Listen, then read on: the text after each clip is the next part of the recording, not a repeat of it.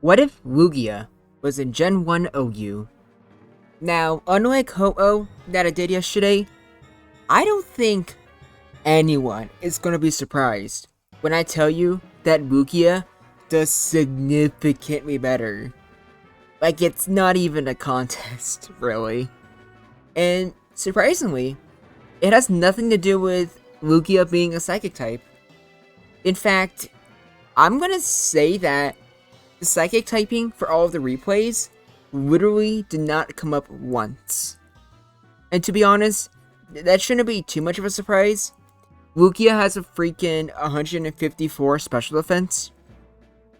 So, I don't think any psychic types are gonna try to spam psychic for special drops anyways. And also, LUGIA can very, very easily tank those. Now granted, it only has base 90 special, which is still good for Gen 1. But it does mean that unlike its special defense, it does lose out a little bit on offense. But then again, it's also just a really good mix attacker, with Psychic being just a decent move to spam. But to be honest, I think most viable LUGIA sets probably don't even use Psychic. And of course, you have Air Blast. And let's just get into that, because there's not much to say about LUGIA's typing. It's just the really good Psychic type, but you have the Earthquake immunity and the weaknesses of the Flying type. So there's not much to say. Now Air Blast, on the other hand, there's definitely a lot to talk about. Because of its high critical hit ratio, it is always, hitting with basically 200 base power. However, something weird happened. Just like yesterday, where Ho-Oh Sacred Fire, despite being 50 base power, or not 50 base power, 50% chance to burn, still felt like it was barely burning anything. For some reason, Air Blast during these replays wasn't a guaranteed crit. So I do not know what's going on. But luckily, that's unlike with Sacred Fire, where we can't just assume it would burn every single time. With Air Blast, it's very, very easy to just, have calcs and just assume that it will always crit. So for the most part, it doesn't really change how the video does, or how LUGIA fares against other Pokemon. But outside of Air Blast, which is just genuinely amazing, it has Blizzard, Earthquake, Hydro Pump, Ice Beam, Psychic. Recover is another huge one. And LUGIA, ironically, I don't think spams Recover as much as Ho-Oh does. But to be fair, Ho-Oh has a bad typing, so needs to recover a lot more. LUGIA has just crazy defensive stats, and because of Air Blast, hits way harder offensively too.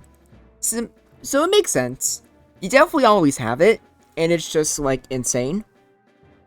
And you also have Surf, which, to be honest, you're not really scared of Rhydon anyways, so I don't think you need it. I think just having Blizzard for Rhydon, and then just recovering off the Rock Slide damage with Recover is good enough. And then Thunderbolt is good if you want to be able to hit the water types.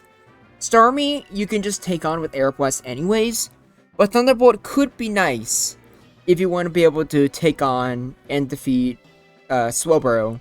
In fact, because of its 110 base speed, which is the exact same as Gengar and Tauros, funny enough, unlike Mewtwo, where depending on its set, it can either be checked by a Slowbro or Exeggutor, LUGIA has the tools to just completely take on all of them. Or not all of them. Because, let's see here, how do you usually check Mewtwo? You have a Snorlax, which it fears when it's paralyzed, and the Snorlax is full HP. Like I just said, Exeggutor and Slowbro. Or actually, maybe it can actually just take on all of Mewtwo's checks. And LUGIA itself can do a really good job at not completely beating Mewtwo. It doesn't really win the 1v1 most of the time. But because of Air Blast being a guaranteed crit, what LUGIA can do is, at the very least, if the Mewtwo hasn't set up, prevent Mewtwo from getting up to amnesias. Because 2 critical air blasts kills Mewtwo. So Mewtwo can't just afford to just, like set up and then go for like a +2 Ice Beam or Thunderbolt. Because if it does that, then LUGIA can just kill it.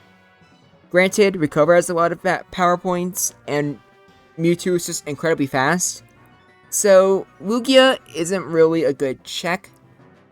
However, I do think it's a good pivot, because it could pretty much just switch into anything Mewtwo does. And then Mewtwo can't just afford to just set up or just go for just all-out attack.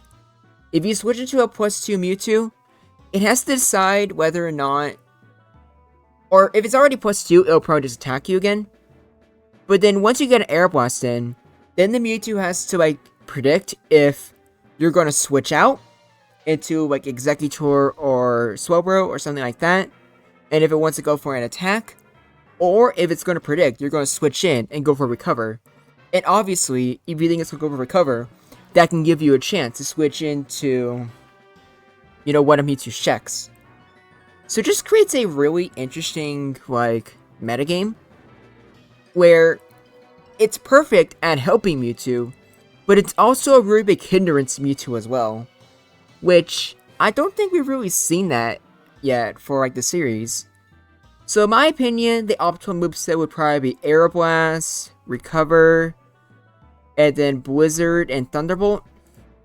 Psychic, I just do not see really being needed.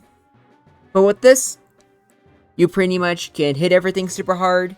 You have a strong physical move. You have tools, or you have literally perfect coverage and recovery. So overall, just amazing, really. I can't really say anything bad about it. It's just funny how much better it is than Ho-Oh, considering how it's the opposite and newer generations. Let's just get into the replays now, shall we? Now starting off, we always got the boy, Tauros. And Air Blast with a crit is a 2-hit KO. Body Slam does nothing. Blizzard does a little bit more, but then LUGIA just has Recovery. And this, I just don't understand how LUGIA doesn't have a guaranteed crit with 110 base special, or not special, base speed. It has to be a bug. I can't think of anything else that's really going on. But either way though, LUGIA still has a really easy matchup either way. And then Snorlax, once again, it doesn't crit, but we can assume it crits, when determining how good LUGIA would be. And if that's the case, obviously I am 99% sure a critical Air Blast is a 2-hit KO on Snorlax. And if that's the case, Snorlax, regardless of what set it uses, is always in danger. But even if you ignore that, with Psychic, that can still be a huge hindrance to Snorlax. LUGIA is incredibly tanky, so without Amnesia boosting, Snorlax can't really hurt LUGIA unless you get a critical, self-destruct. And isn't that just a big, FU to LUGIA? It couldn't get a crit on Aeroblast, but Snorlax gets a crit self-destruct. I'm gonna say, somewhat up there is biased. Probably Arceus. And then Chansey. I don't even know what else to say. Chansey just gets annihilated. And to be honest, LUGIA does not care about paralysis at all. If anything, I think it heavily would prefer it because it doesn't want to get the other statuses. So ironically, it is very much like Chansey, where it's very tanky, it's going to get a lot of free turns, but unlike Chansey, it is a monstrously powerful mix attacker with an even better recovery move. I don't think it's better defensive typing though, but you guys can debate me on that if you want. Now Mewtwo versus LUGIA. I pretty much already told you how this match pretty much goes, but now you're gonna see it for yourself. Mewtwo can set up an Amnesia if it wants, but now has to just, for the most part, just spam Recover. Unless it doesn't get a crit, which is unfortunate. But even then, compared to other Pokemon, LUGIA is doing pretty dang good here. And with Recover, that's just another thing that can just help it fight against Mewtwo. Does LUGIA have a much better matchup if Mewtwo's paralyzed? Probably. Does it win the 1v1 with a paralyzed Mewtwo? Maybe? Probably? If the Mewtwo's paralyzed, then obviously that significantly goes more in Lugia's favor. And it actually does kind of make paralysis of Mewtwo actually kind of relevant, instead of something that Mewtwo kind of wants to have. So, something I forgot to mention last time. And then Gengar versus Lugia. Speed tie, but Lugia has Psychic. Is a 3-hit KO. And I'm gonna be real, I forgot that Lugia had Earthquake. But I don't think that changes too much. I don't think Lugia would ever consider having Earthquake, even if there is like a certain mon I'll go over later where it kind of struggles against. And against Executor, critical Air Blast, one-shots. Honestly, there's a lot of replays where it says Lugia one-shotting something with like the perfect coverage. It's a great Lugia, it's just a really good tank, but pretty much all the other tanks in the game, such as Cloyster, just get completely annihilated. To the point where, like, Lugia being a tank is not even just, it could take a lot of damage, but also just the fact that it just, like, can annihilate everything too. Which, honestly, I wish I had more to say. And at least with Jolteon here, I kind of do. I forgot about Earthquake, so that does change it a little bit. But even then, like, Jolteon's just faster, it'll probably crit. And I imagine, even if Lugia tried to go for Earthquake, that would just be kind of dumb, because then Jolteon gets another turn to hit you with Thunderbolt. And if Earthquake isn't a 2-hit KO, or, like, you do kill the Jolteon, at that point, Lugia could potentially get revenge killed. So, it's not unwinnable like I thought, but I should probably just put it in bad matchup instead. And of course, Jinx also just dies to a critical Aeroblast. And Rhydon, you have Surf, like I said before, but I think Blizzard is more than enough. And you don't even need a crit. Even if Blizzard doesn't OHKO, you can just recover off any of the damage you take with Rock Slide. And Lugia has base 130 defense. So it can take it very easily. And Starmie, I probably should have just gone for a different replay, because Lugia won very easily here. Paralyzing Lugia probably isn't worth it at all. But at the same time, would Thunderbolt or Blizzard really do that much? Like, Lugia would easily just recover off the damage anyways. So I think no matter what, it's still a great matchup. And I forgot to record it, but Mew versus Lugia. I think that's like one of the few ones where Lugia has a bad matchup. Because Mew is also pretty tanky. Tankier than Mewtwo physically, I'm pretty sure, if I remember correctly.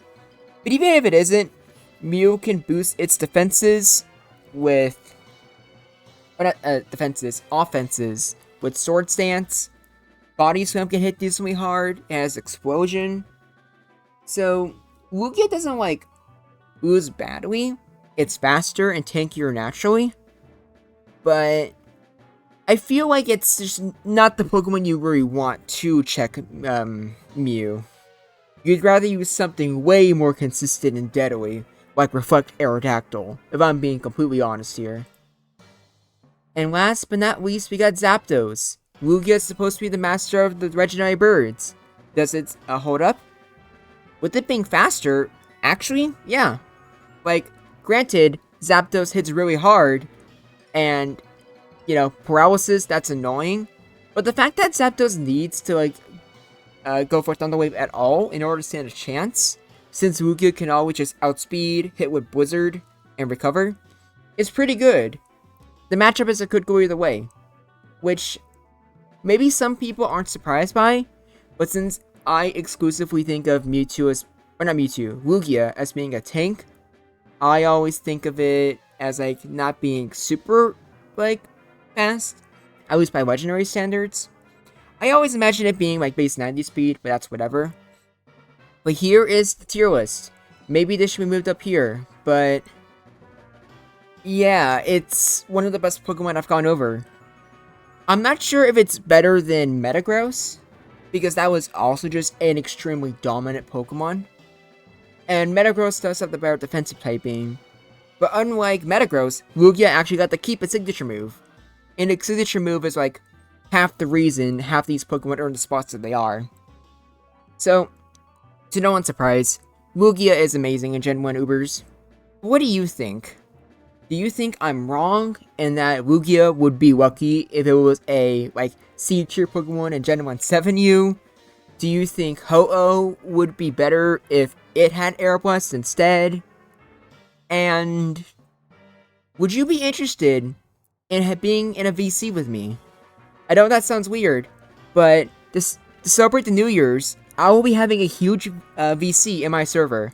It'll be going from 10 p.m. Central Time, and it'll be going on for like 4 or 5 hours. We'll be playing a lot of different games. We'll be making bad jokes with each other.